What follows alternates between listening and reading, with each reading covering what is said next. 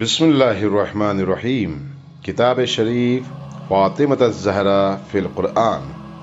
मर्ज आला जहान तशय्यो हज़रत आयतुल्लाह अल उज़मा सैयद सादिक़ हुसैनी शिराज़ी दामदिल्लाहु की तालीफ़ शुदा किताब है। ये किताब दर हकीकत उन क़ुरआनी आयात का मजमुआ है जो हज़रत सिद्दीक़ा कुबरा फ़ातिमत ज़हरा सलामुल्लाहि अलैहा की शान में नाजिल हुई हैं। मर्ज आली क़द्र ने इन आयात को कुतुब आम्मा की रिवायात से साबित किया कि ये तमाम आयात अहले बैत और खुसूसन हज़रत ज़हरा मर्ज़िया अलैहिस्सलाम की शान में नाजिल हुई हैं, जिसके नतीजे में लोगों पर हुज्जत तमाम हो जाती है। बिस्मिल्लाहिर्रहमानिर्रहीम। अल्हम्दुलिल्लाहि रब्बिल आलमीन वस्सलातु वस्सलामु अला सय्यिदिल अंबिया वल मुरसलीन व अला आलिहि तय्यबीन अत्ताहिरीन। अम्मा बअदु फ़क़द क़ाल अल्लाहु सुब्हानहु व तआला फ़ी किताबिहिल मजीद। बिस्मिल्लाहिर्रहमानिर्रहीम। क़ुल हल यस्तविल्लज़ीना यअलमूना वल्लज़ीना ला यअलमून इन्नमा यतज़क्करु उलुल अलबाब। सदक़ल्लाहुल अलीयुल अज़ीम।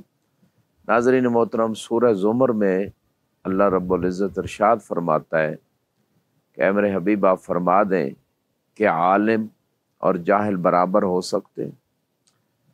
बेशक इस तरह की बातों से अहले अक्ल ही नसीहत हासिल करते हैं और उन्हें इस बात से हकीकत याद आ जाती।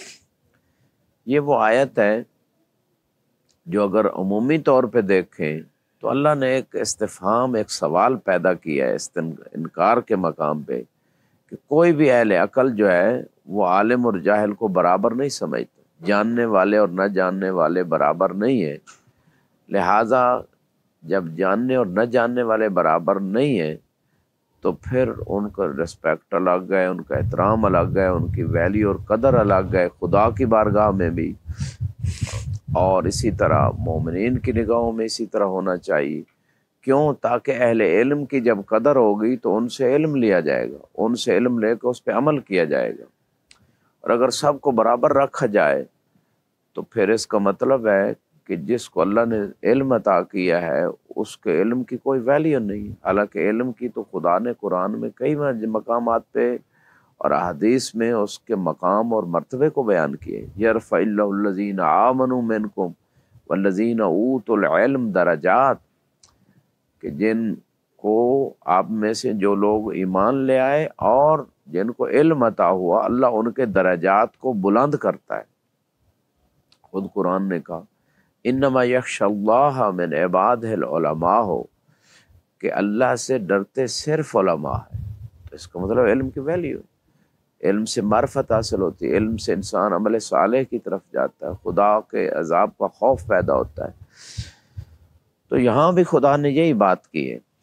तो इस आयत की रोशनी में अगर अहले बैत अलैहिस्सलाम को देखें तो खुद अहले बैत से बड़ा आलिम कोई नहीं, मोहम्मद व आले मोहम्मद से मखलूक में बड़ा आलिम कोई नहीं। और उन उलमा के मुकाबले में जाहिल लोगों को उनकी निस्बत वो जाहिल ही हैं।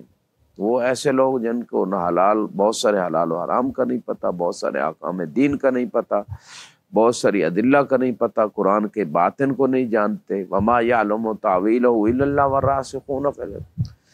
तो उन जाहिल लोगों को बनिस्बत अहले बैत थोड़ा बहुत अगर उनके पास इल्म है तो वो भी इन्हीं के सदक़े में आया है। तो कोई मुकाबला नहीं है अहले बैत के साथ अगर इल्मी जहत से भी देखा जाए। आलम उम्मती अली अक़ज़ाकुम अली, यह सारी हदीस है। अना मदीनतुल इल्म वअलियुन बाबुहा, ये सारी बातें सलूनी का दावा करने वाले अली। तो अल्लाह कह रहा है ये अक्लमंद लोग ऐसी चीज़ों को समझ सकते हैं। जिनके पास अकल नहीं है वो तो गधा और घोड़ा एक ही वो समझेंगे, उनमें कोई फ़र्क नहीं। अहले बैत और गैर अहले बैत को एक ही साफ में खड़े कर रहे हैं, बल्कि अहले बैत के ऊपर फजीलत दे रहे हैं। और अहले बैत के इल्म के क्या कमाल आता है जो अल्लाह ने अता किए। तो बराबर नहीं है। जो इनको बराबर कह रहे हैं वो कुरान के खिलाफ जा रहे हैं। وہ حدیث مصطفیٰ کے خلاف جا رہے ہیں، وہ ریالٹی جو فیلڈ میں واقع میں تاریخ میں اس کے خلاف جا رہے ہیں، وہ حقیقت کو قبول نہیں کر رہے۔ یہاں پہ کچھ روایت اسی آیت کے ضمن میں پیش کر دیتا ہوں۔ وہ روایت یہ ہے، بعض اہل سنت علماء نے اس روایت کو حافظ عبید اللہ الحسقانی حنفی عالم دین، انہوں نے اس روایت کو ذکر کیا شواہد و تنزیل جلد نمبر 2 صفحہ 116 پہ، کہا الذین یعلمون سے مراد نحن ہے۔ امام باقر علیہ السلام فرماتے ہیں کہ جو جانتے ہیں، جو عالم ہیں، وہ ہم اہل بیت ہیں۔ والذین لا یعلمون عدونا، جو علم نہیں رکھتے وہ ہمارے دشمن ہیں۔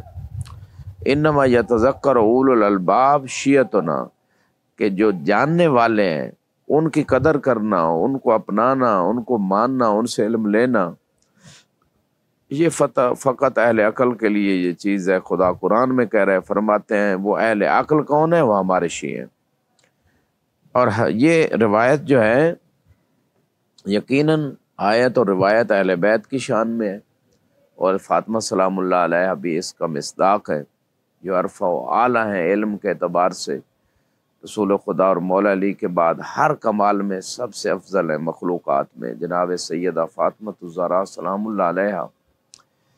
تو یہاں پہ جو ایک بات آپ کی خدمت میں گوش گزار کی جا رہی ہے وہ یہ ہے کہ خود مولا علی علیہ السلام بعض اپنے جملوں میں ارشاد فرماتے ہیں، رضینا بقسمت الجبار فینا لنا علم ولعدائنا مالو، کہ ہم جبار کی تقسیم پہ راضی ہیں کہ اس خالق نے، جبار نے ہمیں علم عطا کیا اور ہمارے دشمنوں کو مال عطا کیا۔ تو علم کا مقام ہے، علم کا اتنا مقام ہے کہ جاہل بھی کہتا ہے کہ مجھے عالم کہا جائے، جاہل بھی اس صفت کو اپنانا چاہتا ہے۔ تو لہٰذا جو مقام علم ان ہستیوں کو اللہ نے عطا کیا، حالانکہ فرشتوں کو بھی علم عطا کیا تھا، لیکن آدم علیہ السلام کو خلافت کیوں ملی؟ فرشتوں سے علم زیادہ تھا، اور آدم علیہ السلام خلافت کے حقدار ٹھہرے۔ لہٰذا خدا کی جو طرف سے خلافت ہے وہ اس میں ایک معیار علم ہے اور دوسرا معیار شجاعت ہے۔ زادہ بسطۃ فی العلم والجسم، کہ اللہ نے جو خلافت عطا کی، جس میں بعض واقعات میں اللہ نے ایک شخصیت کو رہبر و قائد و اپنا نمائندہ بنایا ایک نبی کے زمانے میں، تو لوگوں نے اعتراض کیا کہ اس کے پاس تو مال نہیں، تو اللہ نے کہا اس لیے اس کو رہبر و قائد و امام اور خلیفہ بنایا گیا۔ زادہ بسطۃ فی العلم والجسم، علم میں زیادہ ہے اور شجاعت زیادہ ہے۔ تو یہ سارے کمالات علم و شجاعت مولا علی سے لے کر آخری امام تک سب کے اندر اتم اور اکمل درجہ موجود ہے۔ تو یہ معیار ہے، اس لیے آدم کو خلافت، ملائکہ کو خلیفہ نہیں بنایا، آدم کو بنایا، کیونکہ علم میں جو ہے نا وہ فرشتوں سے بڑھ کر تھے۔ تو یہاں بھی یہی بات ہے، لوگوں نے اہل بیت جو علماء ہیں پورے دین کو جانتے ہیں، ان کو چھوڑ کے جاہلوں کو اپنا امام بنا لی۔ ان اہل بیت کی نسبت تو وہ جاہل ہیں، اگرچہ تھوڑا بہت ان کے پاس علم ہے۔ وآخر دعوانا ان الحمد للہ رب العالمین۔